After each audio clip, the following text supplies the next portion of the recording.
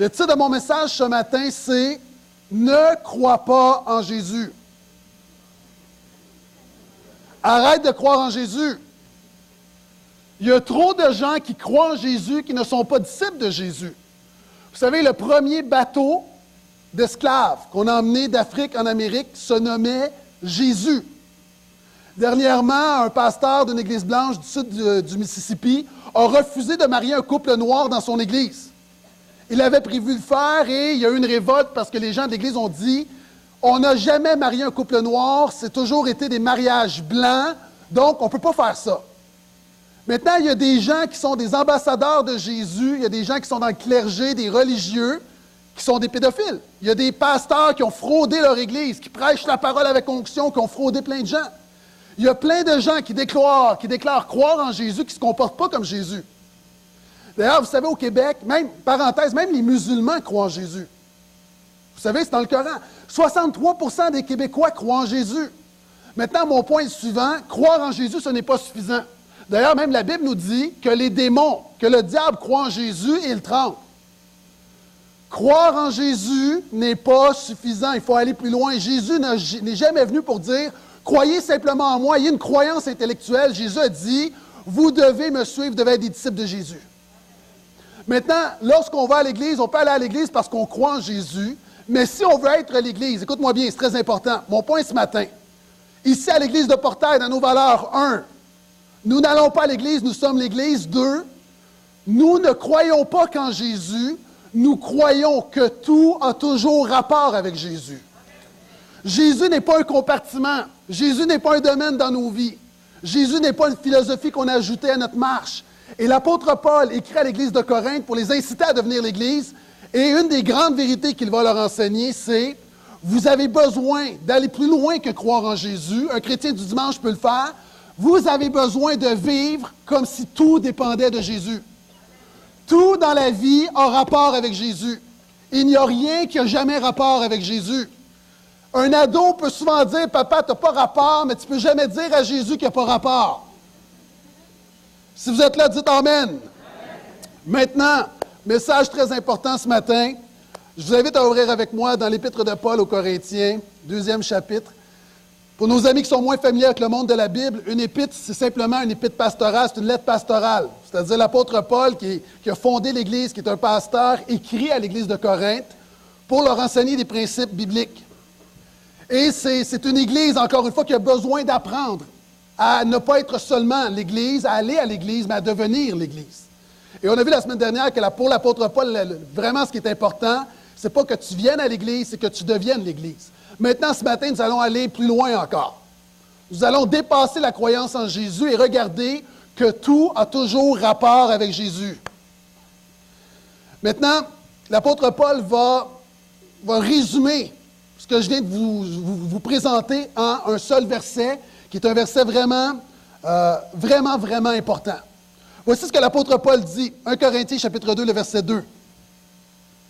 « Car j'ai jugé bon parmi vous de ne rien savoir d'autre que Jésus-Christ crucifié. » Wow! L'apôtre Paul est un intellectuel. L'apôtre Paul est un spécialiste de la religion juive. L'apôtre Paul connaît toutes les nuances, les interprétations religieuses du judaïsme. L'apôtre Paul connaissait au moins 3 langues, l'hébreu, l'araméen et le grec. L'apôtre Paul est un théologien, est un érudit qui connaît très, très bien la parole de Dieu. L'apôtre Paul également connaît la philosophie grecque. Dans un monde grec, l'apôtre Paul, quelquefois dans ses épîtres, va citer les philosophes.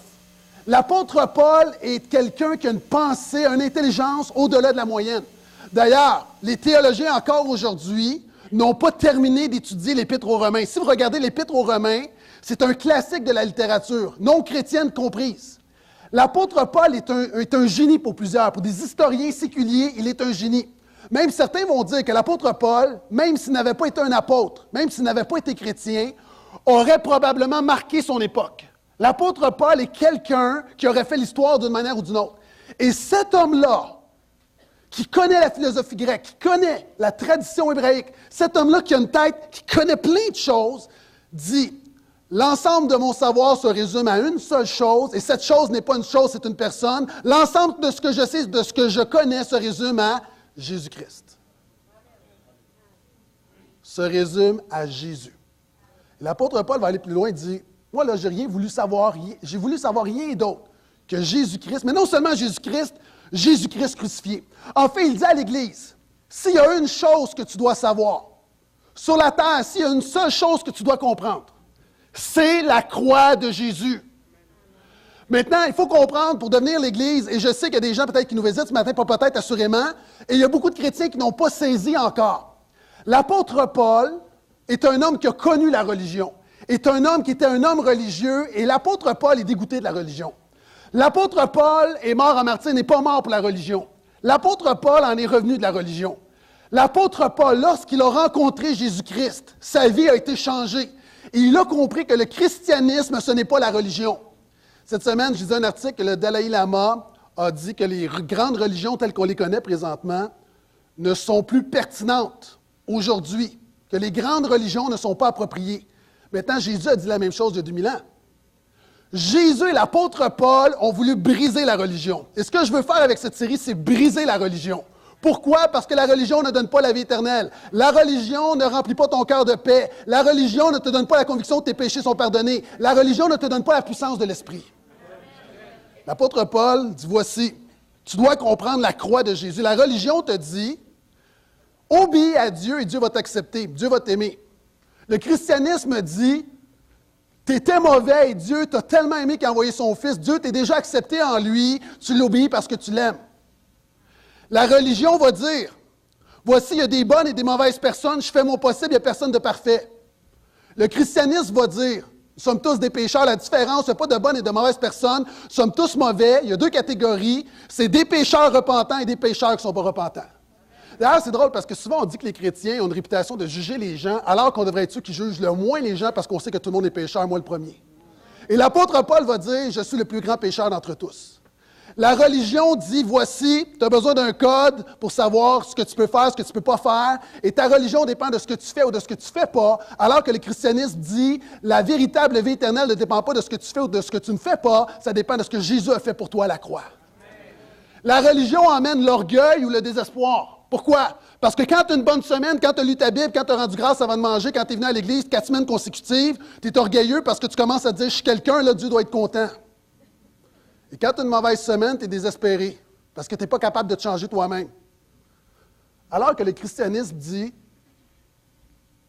tu marches dans l'humilité, tu ne marches pas dans l'orgueil, parce que tu sais même que tes bonnes semaines, ça ne dépend pas de toi, ça dépend de la grâce de Dieu. Amen. Et tu sais, encore une fois, tu es confiant et tu es plein d'assurance, parce que tu sais que tu n'es rien, mais Christ en toi est tout. Amen. Et l'apôtre Paul a tellement goûté à la grâce de Jésus qu'il ne veut rien savoir de la religion. Et c'est pourquoi il écrit à Corinthe. Et c'est pourquoi on regarde à ses paroles et ce qu'il commence à dire, et je résume, et sa déclaration pourrait se traduire comme je l'ai présenté, c'est-à-dire, nous ne croyons pas qu'en Jésus, nous croyons que tout a toujours rapport avec Jésus. Et ce matin, je veux et je prie que le Saint-Esprit puisse mettre cette pensée au fer rouge dans ta tête et dans ton cœur et que ça soit gravé pour le restant de ta vie. Tout a toujours rapport avec Jésus. Maintenant, ça, c'est la première grande vérité que l'apôtre Paul va enseigner. Il y a des gens qui vont dire, oui, mais pasteur, il ne faut pas capoter avec ça. Comme on dit en hébreu. Il ne faut pas... tu sais, là, c'est correct, là, mais moi, ma vie, ce n'est pas l'Église, là. Moi, j'ai une job, la garderie, les enfants, les bains, je fais mon possible. Je me dis, mais tu sais, il ne faut pas capoter, là. Voyez-vous, ça, encore une fois, ça, c'est une pensée qui vient de l'enfer. Comme si il y a des catégories, puis comme ça, on peut capoter avec Jésus. D'ailleurs, mais l'apôtre Paul dit que Dieu a utilisé la sagesse du monde pour le transformer en folie. Est-ce qu'on peut trop capoter avec Jésus? La Bible me dit que Jésus est l'alpha et l'oméga, le commencement et la fin. La Bible me dit que tout a été créé par lui et en lui. La Bible me dit que tout est soutenu et tout se tient en Christ. Enlève Christ, il ne te reste rien. Donc non, on ne peut pas capoter avec celui qui est l'alpha et l'oméga et qui est le début et la fin et ce qui est tout entre les deux. D'ailleurs, l'apôtre Paul, si vous regardez l'Épître aux Corinthiens, il commence, il dit « apôtre de Jésus-Christ » et le dernier mot de l'Épître, c'est Jésus-Christ. Allez dans 2 Corinthiens, exactement la même chose. L'apôtre Paul, pour l'apôtre Paul, tout commence avec Jésus et tout se termine avec Jésus. Et non, on ne peut pas capoter avec ça. Parce que Jésus est trop important. Est trop important pour en faire seulement une religion, pour en faire une croyance, pour en faire un bon comportement. Il est le Seigneur de toutes choses. Et trop souvent, on croit à un Jésus qui n'est pas Seigneur. On croit à un petit Jésus. Moi, je ne veux rien savoir d'un petit Jésus.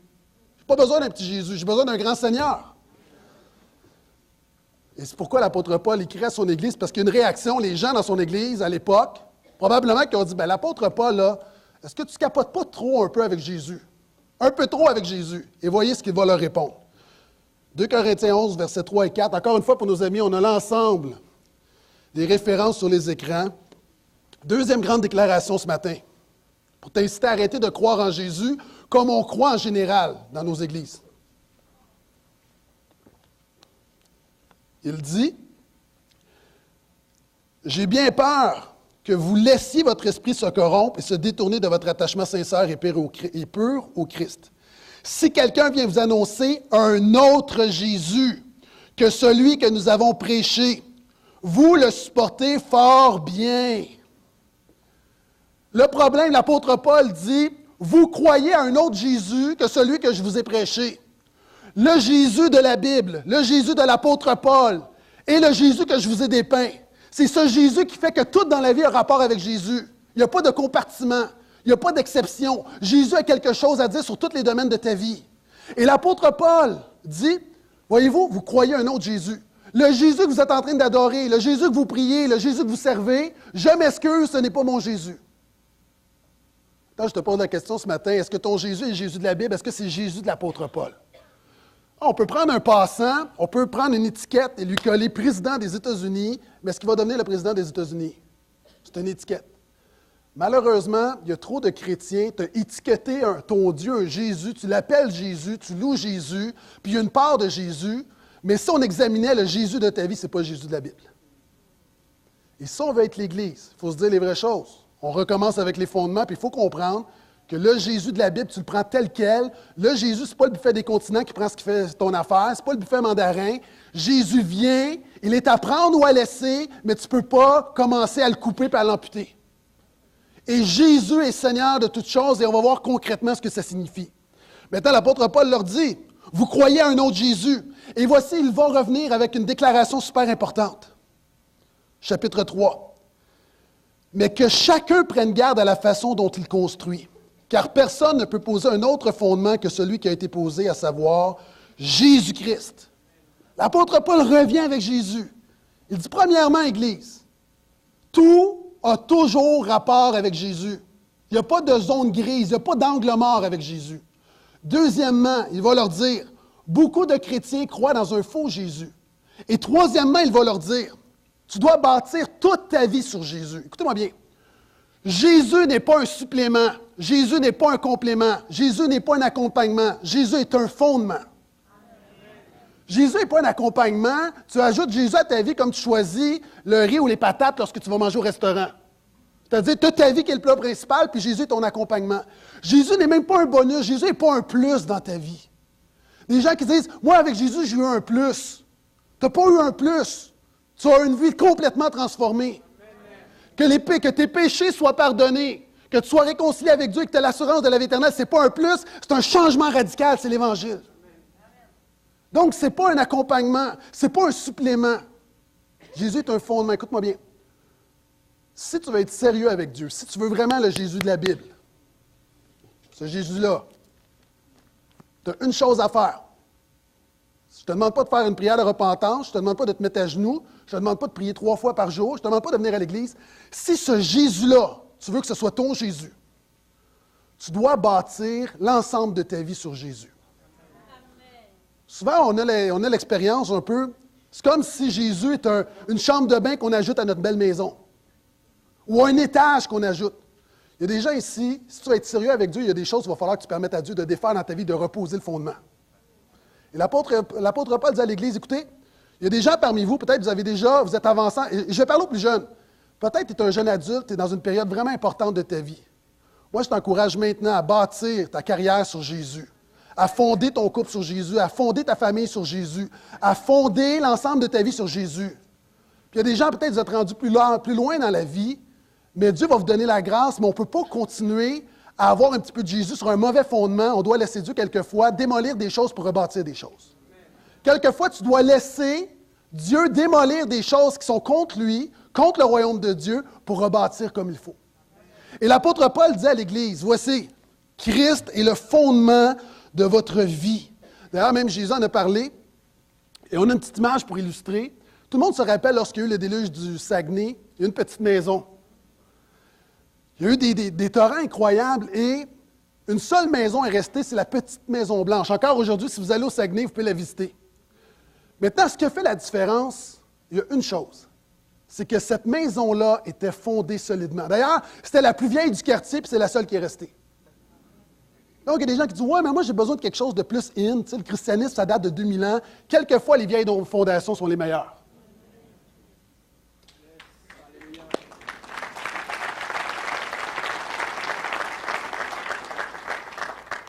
Et Jésus va raconter une parabole. Il va dire, voici, il y a un homme qui a bâti une maison, qui a bâti sa vie sur le sable, donc sur tout ce qui est à la mode, sur la vie. En fait, il ne l'a pas bâti sur Dieu, c'est pas compliqué. Il y a eu des tempêtes, il y a eu de la pluie, la maison s'est écroulée. Et il y en a un autre qui a bâti sur le roc. Maintenant, si tu veux que ta vie demeure, si tu veux le succès aux yeux de Dieu, tu dois bâtir sur Jésus-Christ. Écoute-moi bien. On n'ajoute pas Jésus à notre vie, on ajoute notre vie à Jésus-Christ. Jésus a dit dans l'Évangile de Jean, il a dit, « Je suis la vigne, vous êtes les branches. Vous ne pouvez rien faire sans moi. » Tu peux avoir 17 diplômes, un méchant compte de banque, des compétences, du charisme. Si tu n'es pas en Jésus, ta vie, c'est de la scrap. Je m'excuse, l'apôtre Paul a dit, « Tout le reste, je regarde ça comme des ordures. » Ce que je veux dire, encore une fois, et je ne veux pas que ça soit mal reçu quand je dis ça en voulant dire, ça n'a pas de valeur. Ça n'a pas de valeur. Tu peux vivre une vie, avoir du succès, mais ultimement, aux yeux de Dieu, pour l'éternité, ça n'a aucune valeur. Et c'est pourquoi l'apôtre Paul dit, vous avez besoin de comprendre qu'aucun autre fondement ne peut être posé. Et un fondement, ça veut dire que tu bâtis toute ta vie là-dessus. Il n'y a rien dans ma vie que je n'ai pas bâti sur Jésus-Christ. J'ai déjà dit, j'ai mis tous mes œufs dans le même panier, puis c'est le panier de Jésus. Je n'ai pas de plan B si Jésus n'est pas vrai. Jésus est mon tout, il est mon bien. Maintenant, je me rappelle, à un moment donné, je parlais avec une jeune artiste chrétienne qui avait gagné un prix prestigieux au Canada. Puis cette jeune artiste me dit quelque chose, on la présentait souvent comme une artiste chrétienne. Elle me dit, « Pasteur, moi là, ça me fatigue. » Elle dit, « Moi, je ne suis pas une artiste chrétienne. » Tu sais, il y a des artistes séculiers, des artistes chrétiens. Elle dit, « Moi, je ne suis pas une artiste chrétienne. » Elle dit, « Je suis une chrétienne artiste. » Ce qui me définit, ce n'est pas que je chante. Ce qui me définit, c'est Jésus-Christ, et en lui, je chante. Elle avait compris c'était quoi faire de Jésus son fondement. Maintenant, je continue. Est-ce qu'il y en a qui sont excités par Jésus? Amen. Tout a toujours rapport avec Jésus. Beaucoup de chrétiens croient dans un faux Jésus. 3, le fondement sur lequel tu dois bâtir, c'est Jésus. Pourquoi? Parce que les éléments concrets de ta vie seront jugés par Jésus. Et vous allez voir dans quelques instants, je vais être très concret sur des domaines de nos vies qui ont rapport avec Jésus. Je suis simplement en train de mettre la base. Regardez ce que l'apôtre Paul dit. L'apôtre Paul parle beaucoup de Jésus. Et on le prend pour acquis, mais malheureusement, quelquefois, on parle de Jésus, mais on ne parle pas de Jésus de la Bible. On peut dire des choses sur Jésus, mais est-ce qu'on parle vraiment de Jésus? L'apôtre Paul dit, « Quand nous aurons tous à comparaître devant le tribunal du Christ, devant le tribunal de Jésus, et chacun recevra ce qui lui revient selon les actes bons ou mauvais qu'il aura accomplis par son corps.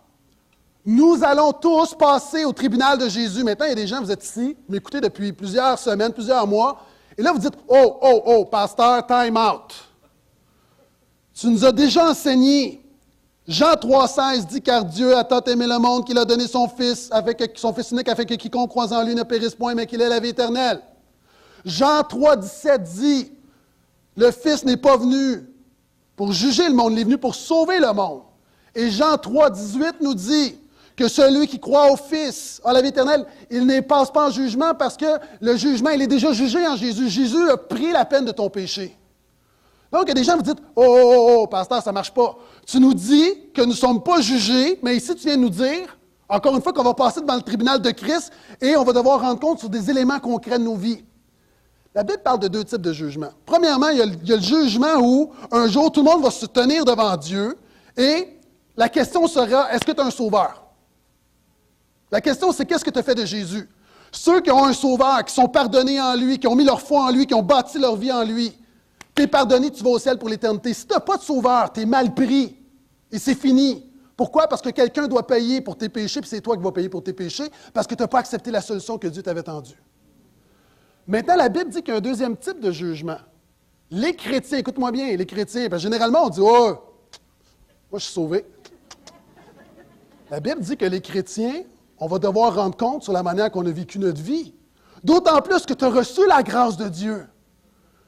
Et là, on ne parle pas d'enfer et de ciel, on parle que tu vas quand même devoir rendre compte. C'est un peu comme, tu ne vas pas passer en jugement devant le juge pour meurtre, mais c'est comme quand tu arrives au travail un matin et tu as une évaluation.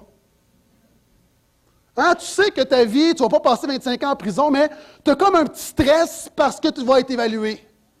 Maintenant, mon ami, nous allons avoir un petit stress parce qu'on va être évalué sur notre vie. Moi, quand on va arriver devant Dieu, le jour du jugement, la Bible, et c'est Jean qui nous le dit, 1 Jean, 4e chapitre, je crois, qui dit, afin que nous ayons de l'assurance le jour du jugement. Alors que l'humanité va être devant Dieu et que tour à tour, on va être appelé devant lui. Lorsque Gaétan Brassard est prié de se présenter au grand trône, lorsque mon nom va sortir, moi, je vais être vraiment relax.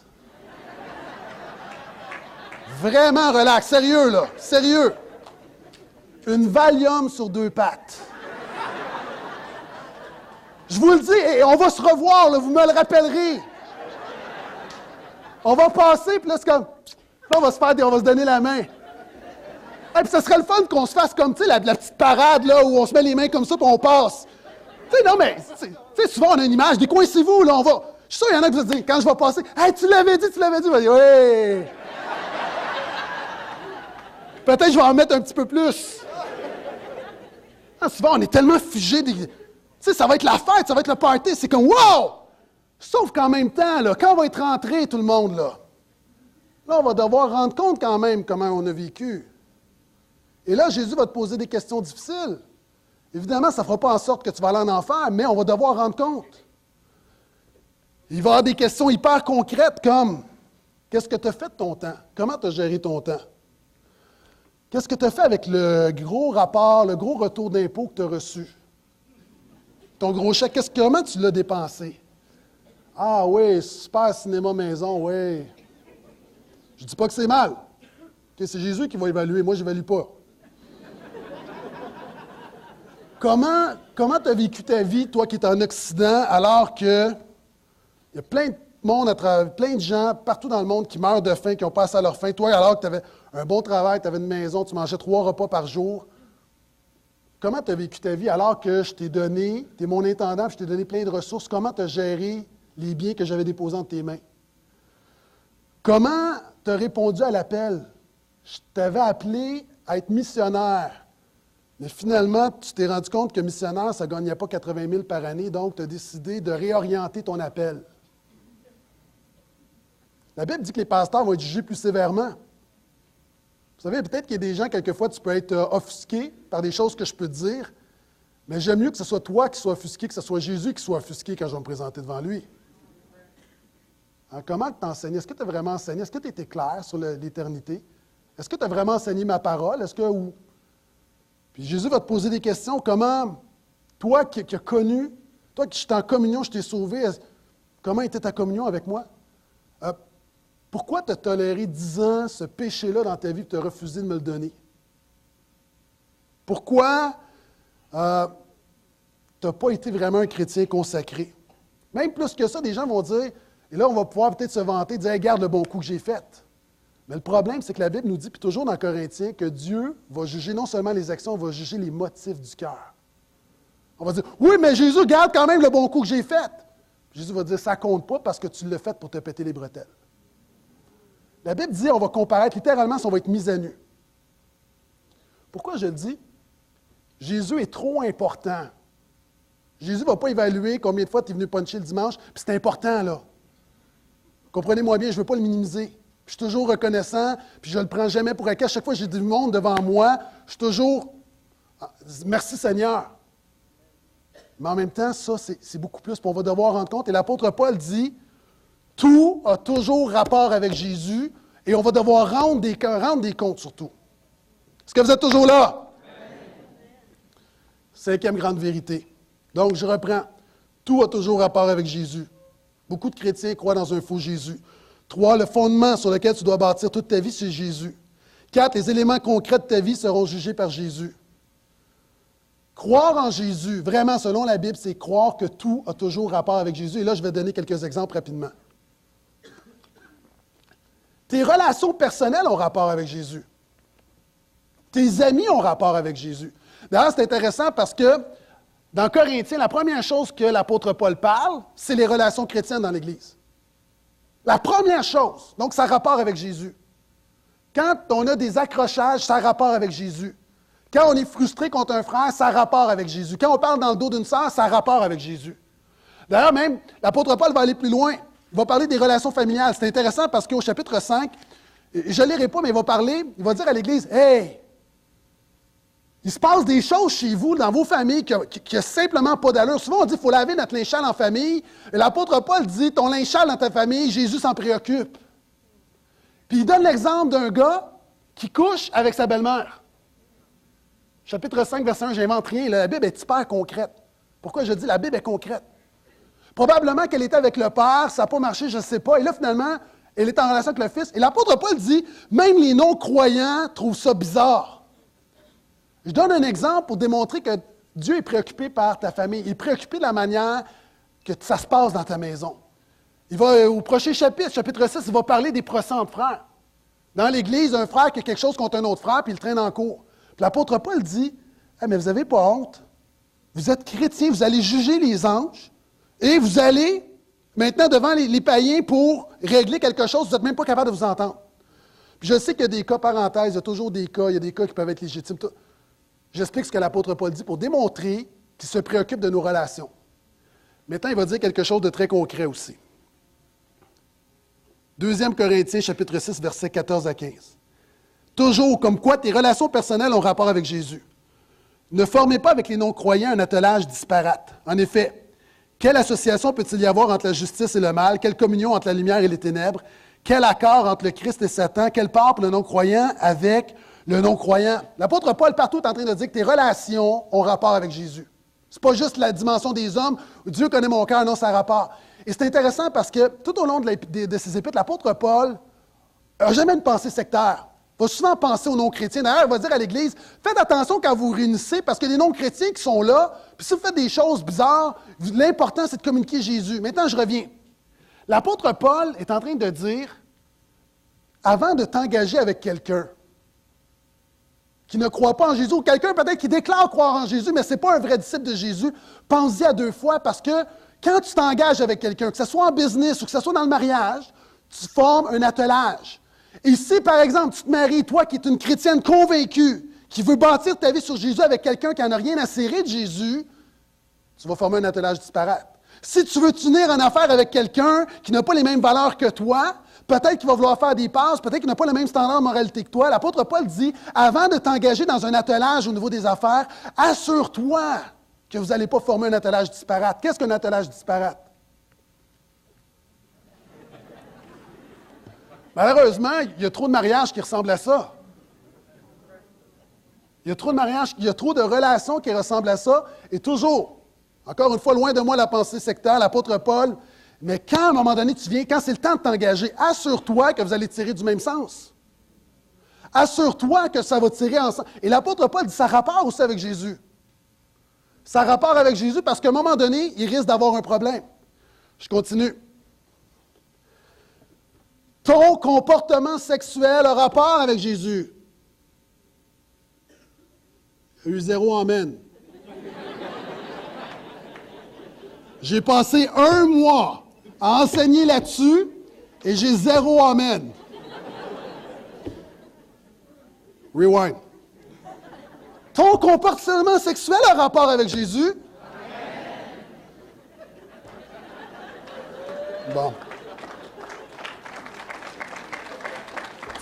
Et là, en passant, je m'excuse, je suis tanné d'en parler.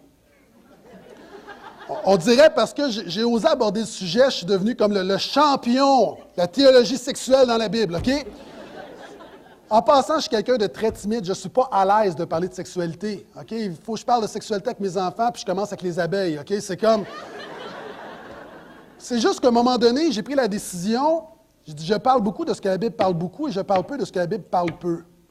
J'ai pris la décision, contrairement à plusieurs pasteurs qui, à un moment donné, vont censurer certains passages, j'ai pris la décision, quand je rencontre des passages dans mes prédications, de ne pas me censurer puis de les aborder avec courage au risque de me mettre dans le trouble. Maintenant, ça fait exprès dans Corinthiens, il y a tout un chapitre qui parle de sexualité. Maintenant, voici ce que l'apôtre Paul écrit. L'ensemble du chapitre 6 en passant. Tout m'est permis, mais tout ne m'est pas utile. Tout m'est permis, mais moi, je ne permettrai à rien d'avoir autorité sur moi. Le corps n'est pas pour l'inconduite sexuelle, il est pour le Seigneur, comme le Seigneur pour le corps. Je vais commenter après. Ne savez-vous pas que votre corps fait partie du corps de Christ? Prendrai-je donc des parties du corps de Christ pour en faire des parties d'un corps de prostituée? Je vais vous expliquer tout à l'heure c'est quoi le rapport. Jamais de la vie. Ne savez-vous pas que celui qui s'attache à la prostituée est un seul corps avec elle? En effet, il dit, les deux seront une seule chair. Verset 19, « Ne le savez-vous pas? Votre corps est le sanctuaire de l'Esprit Saint ou le temple du Saint-Esprit qui est en vous et que vous tenez de Dieu. Vous ne vous appartenez pas à vous-même, car vous avez été achetés à un prix. Glorifiez donc Dieu dans votre corps. » OK, il faut comprendre le contexte de Corinthe. Corinthe, d'ailleurs, même à l'époque, on disait corinthiser, c'était pas un compliment. Corinthiser, c'est vraiment aller dans la débauche.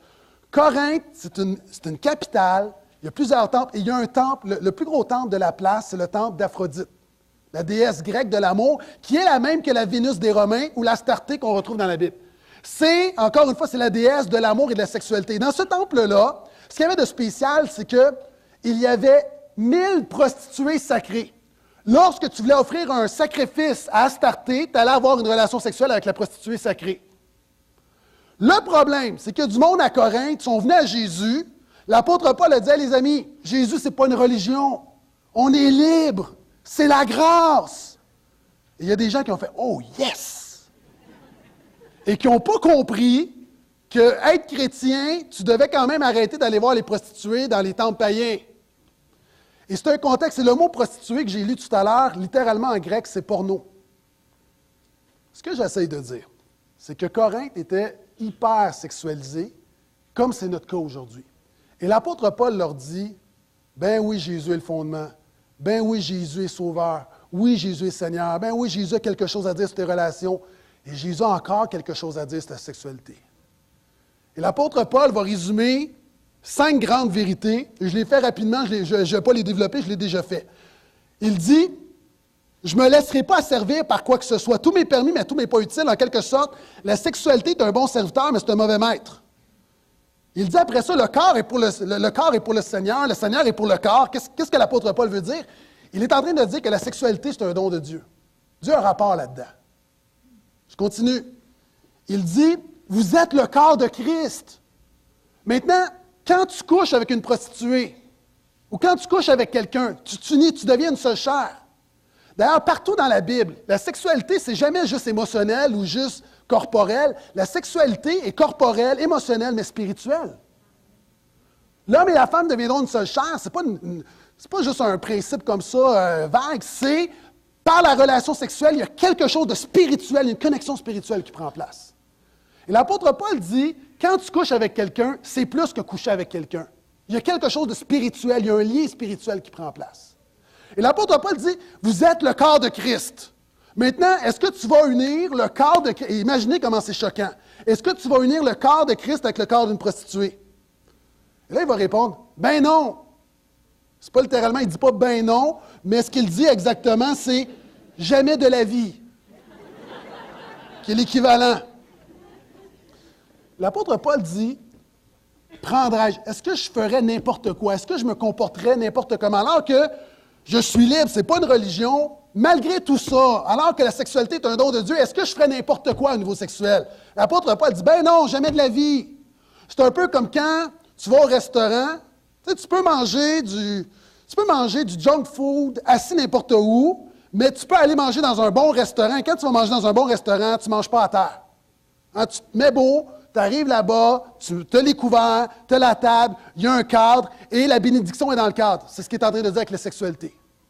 D'ailleurs, chapitre 6, il en parle, chapitre 7, il parle du mariage. Donc, l'apôtre Paul va dire en terminant, glorifiez donc Dieu dans votre corps par votre sexualité. C'est intéressant parce que glorifier Dieu, on voit ça dans les psaumes comme pour louer le Seigneur. En quelque sorte, l'apôtre Paul est en train de dire, et là, écoutez-moi bien, quand, dans les liens du mariage, c'est une relation sexuelle homme-femme, c'est une louange au Seigneur. Là aussi, je m'attendais à avoir un ou deux amen, mais c'est correct. L'apôtre Paul dit glorifiez Dieu, c'est-à-dire avant, vous alliez vous coucher, vous rendiez un culte au Dieu païen avec votre corps par votre sexualité. Maintenant que ta sexualité glorifie, qu'elle soit une louange au Seigneur. Ça, c'est positif. L'apôtre Paul n'est pas en train de dire non, c'est pas beau, c'est sale, non. L'apôtre Paul dit glorifiez Dieu avec votre corps. C'est une louange au Seigneur. Et là, je sais qu'il y a des hommes qui se disent oh, je sens que je vais beaucoup louer le Seigneur. J'ai comme un.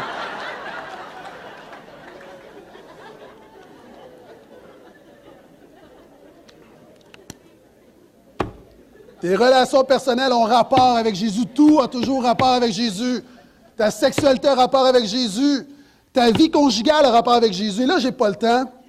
1 Corinthiens 7, l'apôtre Paul dit, parle du mariage. Il commence avec, en disant verset 2 à 4, il parle du mariage, il parle de mari, femme. Il parle de choses hyper concrètes. Vous lirez à la maison. Moi, j'aime, la Bible, c'est concret, concret, concret. Il parle de la vie quotidienne, de la vie conjugale.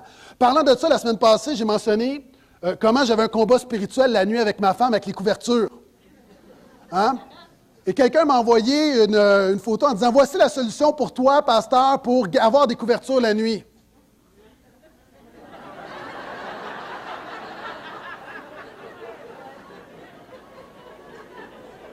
Je répondrai. Je crois que la solution n'est pas dans les clous sur une couverture. La solution dans un couple, dans un mariage, dans une famille, dans une maison, c'est les clous de la croix de Jésus. La croix de Jésus, une provision pour toi, pour ton mariage.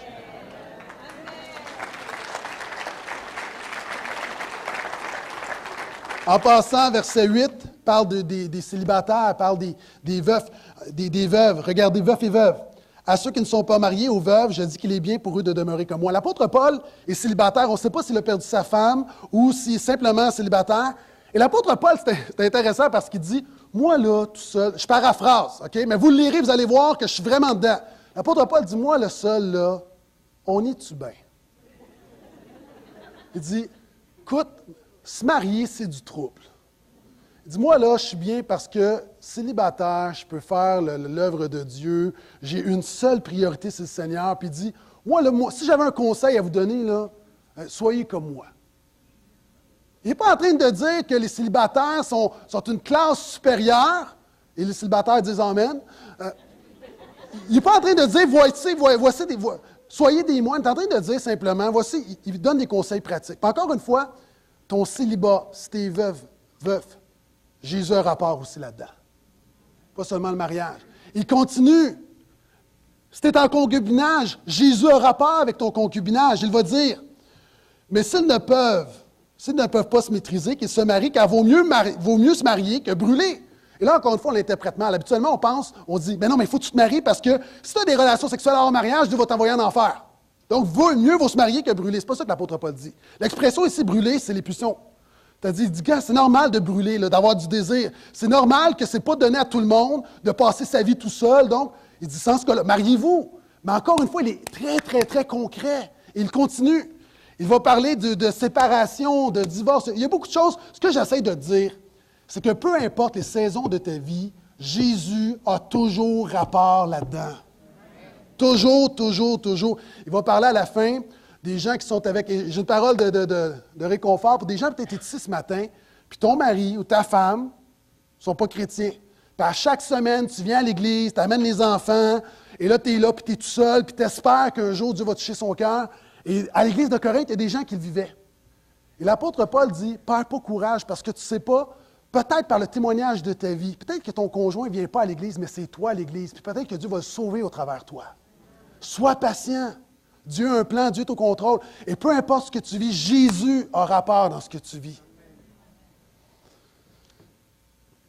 J'ai presque terminé. Ta gestion financière a rapport avec Jésus.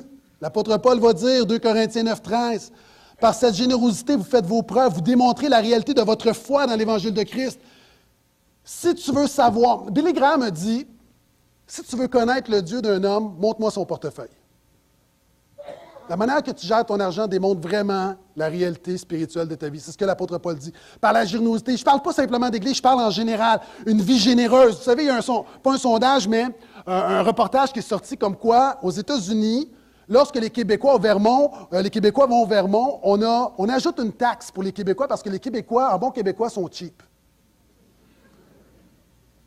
D'ailleurs, même, il y a un sondage, qui n'est pas un sondage, une étude qui a été faite, les Québécois donnent, on est les moins généreux du Canada.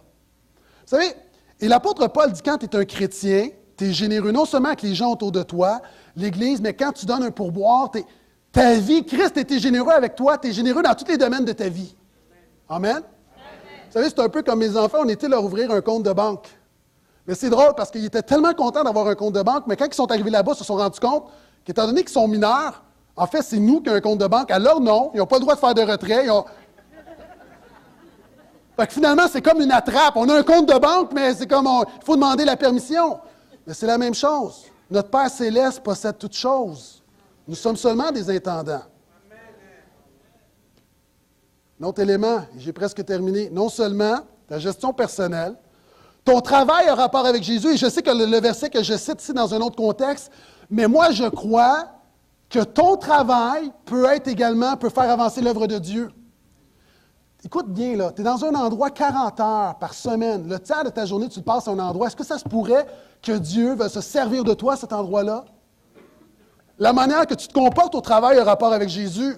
La manière que tu respectes tes pauses a rapport avec Jésus. La manière que tu respectes tes heures a rapport avec Jésus. Quand tu passes plus de temps à surfer sur Internet qu'à faire ton travail, ça a rapport avec Jésus. La manière que tu es un patron, ça a rapport avec Jésus. Si tu es un bon employé, ça a rapport avec Jésus. Et je termine avec ceci. L'apôtre Paul dit, écoutez, tout a toujours rapport avec Jésus. Amen. Jésus est le fondement sur lequel tu dois bâtir toute ta vie. Tes relations ont rapport avec Jésus. Ta sexualité a rapport avec Jésus. Ta famille a rapport avec Jésus. Ton argent a rapport avec Jésus. L'apôtre Paul dit ton travail a rapport avec Jésus. Il va aller même plus loin. Tout ce que tu manges et ce que tu bois a rapport avec Jésus. L'apôtre Paul dit ainsi, soit que vous mangiez, soit que vous buviez, ou quoi que vous fassiez, faites tout pour la gloire de Dieu. Moi, ce verset-là m'a libéré. Sérieux. J'étais légaliste avec l'alcool. Pour moi, un chrétien, ça ne boit pas. D'ailleurs, même, j'ai été élevé dans un mouvement où un pasteur, si tu prends une bière, c'est péché, là. Puis pour vous dire comment que Dieu m'a libéré par rapport à ça, j'ai un collègue pasteur que je nommerai pas. Est-ce qu'on peut mettre...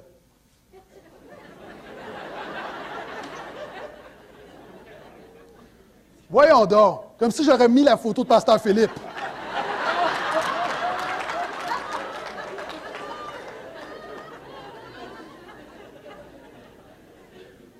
J'ai un pasteur que je nommerai pas, qui est pasteur, bon prédicateur dans une grande église à Laval, et qui était en Europe ses vacances. Et il m'a ramené une bière. La bière s'appelle Calvinus, parce qu'il était à Genève, puis Genève, c'est le berceau aussi de la Réforme. Et Calvin, c'est celui qui a rétabli la grâce dans l'Église. Ah, puis des gens peuvent être offusqués en disant, mais voyons, pasteur. Ah, puis pasteur Philippe avait honte, là, je te mets dans le trouble. Il est arrivé avec un sac, il l'a caché à l'Église. Mais savez-vous quoi? L'apôtre Paul dit, peu importe ce que tu fais, que tu manges, que tu bois, glorifie Dieu. Je crois qu'il est possible de boire une bière en glorifiant Dieu et qu'il est possible de boire de l'eau en péchant, ne reconnaissant pas le Dieu qui t'a donné l'eau qui est dans ta bouche.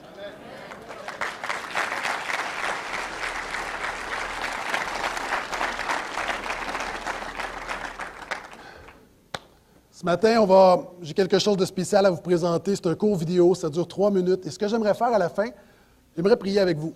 Des gens ici, vous aimeriez qu'on prie, vous avez besoin de Jésus, vous avez besoin que Jésus vous guérisse, que Jésus intervienne. Je me suis volontairement limité dans mon message pour qu'on ait le temps de le faire. Et hier, je me préparais, puis mon cœur bouillait. J'avais hâte de prêcher Jésus. Hein? On prêche toujours Jésus, mais particulièrement, je dis, Seigneur, donne-moi Jésus. J'ai besoin de Jésus. L'Église a besoin de Jésus. On a besoin, si on veut être l'Église dans le quotidien, on a besoin de Jésus quotidiennement. Et je vais vous présenter une vidéo. En fait, c'est une prédication du pasteur Lockridge, qui est un pasteur afro-américain qui a eu un grand impact, qui est décédé, je pense, en 2000. Et un de ses messages, c'était justement « Voici mon roi ». Et on a pris un extrait de son vidéo, on l'a traduit en français. C'est en anglais, on l'a pris, on a fait un montage, mais on l'a traduit aussi en français. Et j'aimerais vous le présenter, je pense que ça explique très bien ce message sur Jésus. Ne crois pas en Jésus, va plus loin que simplement croire en Jésus. Tout a toujours rapport avec Jésus. La Bible déclare, mon roi est le roi des Juifs. Il est le roi d'Israël. Il est le roi de la justice. Il est le roi de tous les âges. Il est le roi des cieux. Il est le roi de la gloire. Il est le roi des rois et le Seigneur des seigneurs. C'est mon roi. Le connaissez-vous? Mon roi est un roi souverain. Aucune unité de mesure ne peut définir son amour infini. Sa force perdue. Sa sincérité est entière. Il est immuable éternellement. Sa grâce est éternelle. Sa puissance est majestueuse. Sa miséricorde est impartiale. Le connaissez-vous? Le plus grand phénomène n'ayant jamais franchi l'horizon de ce monde. Il est le Fils de Dieu. Il est le sauveur du pécheur. Il est la pièce maîtresse de la civilisation. Il est incomparable. Il est sans précédent. L'idée la plus élevée de la littérature. La personnalité dominante en philosophie. La doctrine fondamentale réelle de la théologie. Il est l'unique désigné à être le sauveur absolu. Je me demande si vous le connaissez aujourd'hui. Il procure la force aux faibles. Il est disponible pour le tenter et l'éprouver. Il sympathise et il sauve. Il fortifie et soutient. Il sécurise et il guide. Il guérit le malade. Il purifie le lépreux. Il pardonne le pécheur. Il acquitte le débiteur. Il délivre le captif. Le défenseur du faible. Il bénit la jeunesse. Il met au service du malheureux. Il considère l'âgé. Il récompense l'assidu. Il embellit l'humble. Je me demande si vous le connaissez. La clé de la connaissance. Il est la source de la sagesse. L'embrasure de la délivrance. Le sentier de la paix. Le chemin de la droiture. Il est la grande route menant à la sainteté. La porte menant à la gloire. Le connaissez-vous? Sa vie n'a pas d'égal. Sa bonté est sans limite. Sa miséricorde dure à toujours. Son amour ne change pas. Rassasiante est sa parole. Suffisante est sa grâce. Son règne est vertueux. Son joug est léger. Son fardeau est léger. J'aimerais vous le décrire. Il est indescriptible. Il est humainement incompréhensible. Il est invincible. Il est irrésistible. Impossible pour vous d'éliminer de vos pensées. Vous ne pouvez l'échapper de vos mains. Vous ne pouvez survivre sans lui, ni vivre sans lui. Les pharisiens ne pouvaient le supporter. Sans contrefaçon, ils ne pouvaient pas l'arrêter. Pilate n'a pas trouvé aucune faute en lui.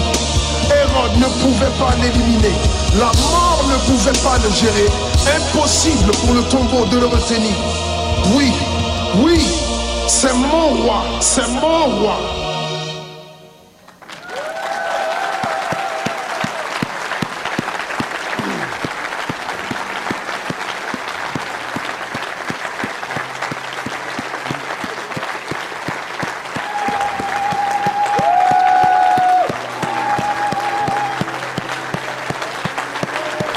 Gloire à Jésus.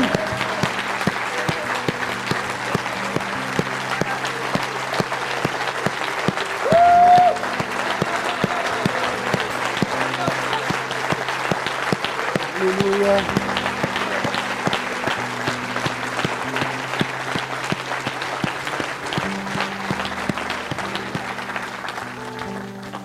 Alors que vous restez debout, le connaissez-vous? L'apôtre Paul dit, désormais ce qu'il importe, c'est de le connaître, lui, et la puissance de sa résurrection. En fait, tout a toujours rapport avec Jésus, mais ce qu'on a vraiment besoin, c'est de le connaître, de l'expérimenter, de le rencontrer.